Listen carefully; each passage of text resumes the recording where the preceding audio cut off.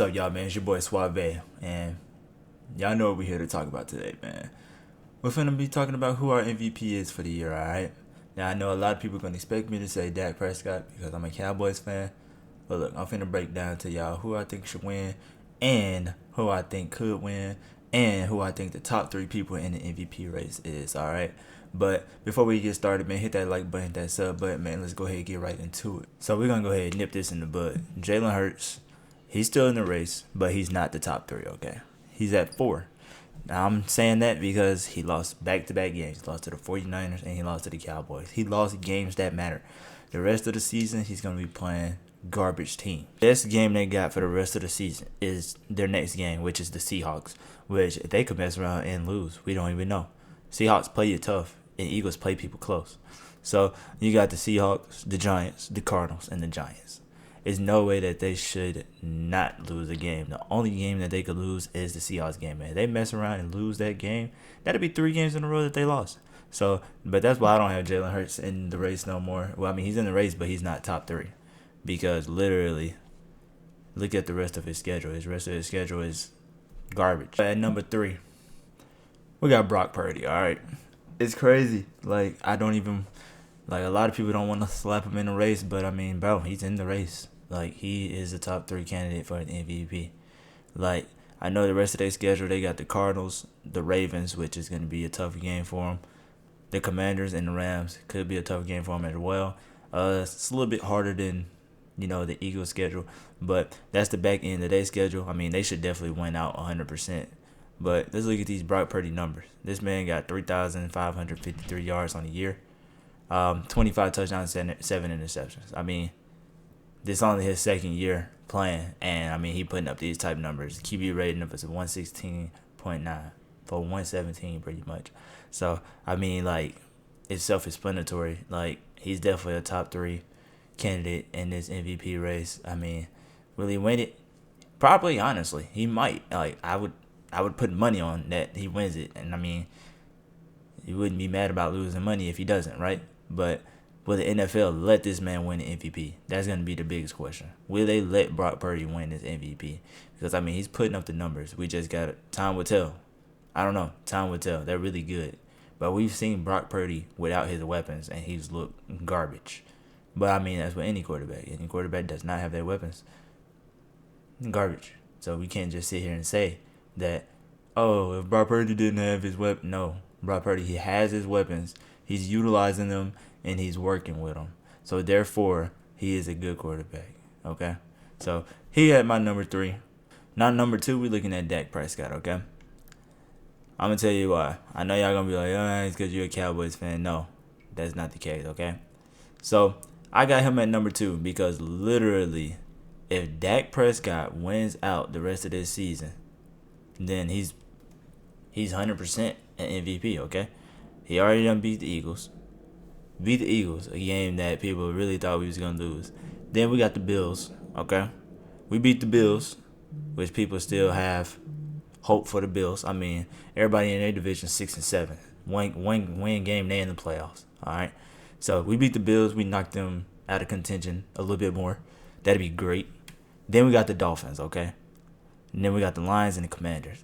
We got the toughest schedule at the end of the year than probably anybody in the league. Like, we got the toughest schedule at the end of the year. The Bills, Dolphins, Lions, Commanders is the only game that's like, yeah, nah, that's a blowout. But we got, and then we just played the Eagles. Like, come on, bro.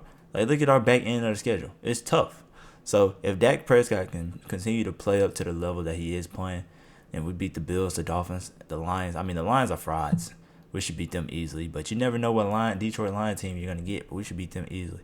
But if Dak Prescott continues to play at a high level that he has been playing, and he wins out all of these games and plays up to the level he's been playing on, yeah, for sure. He definitely has a good chance of winning that MVP. No doubt in my mind. I mean, him and Brock Purdy, they neck and neck when it comes to the numbers. Like, QB rating, you're looking at 107.5 with Dak. 6 interceptions on the year, 28 touchdowns. I mean, 3,505 yards. I mean, he's just looking good this year, and we just can't take that away from Dak. I mean, I know people be like, oh, typical Dak, waiting on him to throw a pick or whatever. But no, that's not the case this year. I mean, I feel like he could throw a pick and then people still gonna be on his ass about it, like for no reason. They just waiting on him to mess up.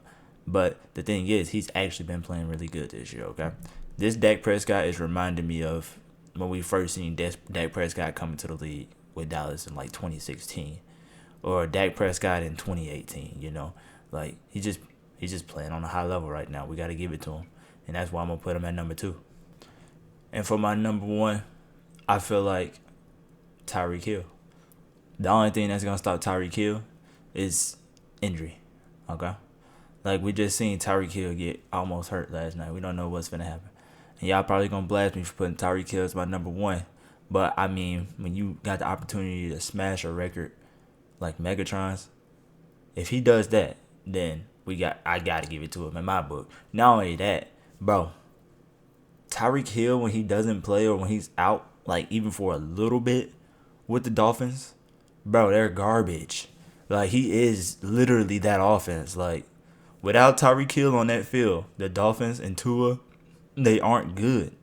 Like they are not good. They look lost without that man out there. And like that's literally like taking your star player off the team. And now let's see what your quarterback can do. He can do absolutely nothing. I can understand they was taking if Tyreek Hill was continuously getting hurt, but Tua was still out here winning games. Oh no, that's not the case. When Tyreek hurt, Tua don't know what the fuck can do. He lost. He lost out there. So that's why I put Tyreek Hill at number 1, because literally he's an impact on the field. When he's on the field, they're literally a whole completely different team. So and he finished and if he smashed Megatron's record, then I feel like toodles to him. He changed the team around. Not a lot of people can say that a wide receiver can go to a team like in today's game because there's so much offensive talent. Like, but Tyreek is different. It's like you put that man on any team, bro, he'll probably change the team around. I mean, the Dolphins was solid before Tyreek, but like, bro, they're a top tier team with Tyreek on that field. So that's why I feel like Tyreek is my number 1. They don't really put shine on wide receivers either. And I'm gonna try to put the shine on Tyreek. You know, I feel like he kind of deserves it. I mean, he got 1,542 yards on the year receiving, 12 touchdowns.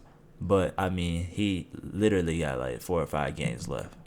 So I mean, he can get to that 2,000 mark easily. We know Tyreek Hill can put up 100 yards a game. He got about 4 or 5 games left in the year. Sure, he put up 150 for the rest of the year, bro. It's smashed. It's smashed. But those my top 3. I mean, in no particular order either. It's just that's what order I'm putting them in. Me personally, that's my particular order. But those my top 3 people that is in the race for MVP. There's no questions about it. Of course, I would love to see Dak win the MVP. But I know if Dak win the MVP, then people gonna be like, oh, since he won the MVP, he better do this, he better do that.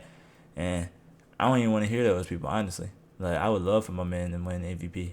They'll probably boo that man for getting MVP, which is crazy. He'll probably be the first person booed.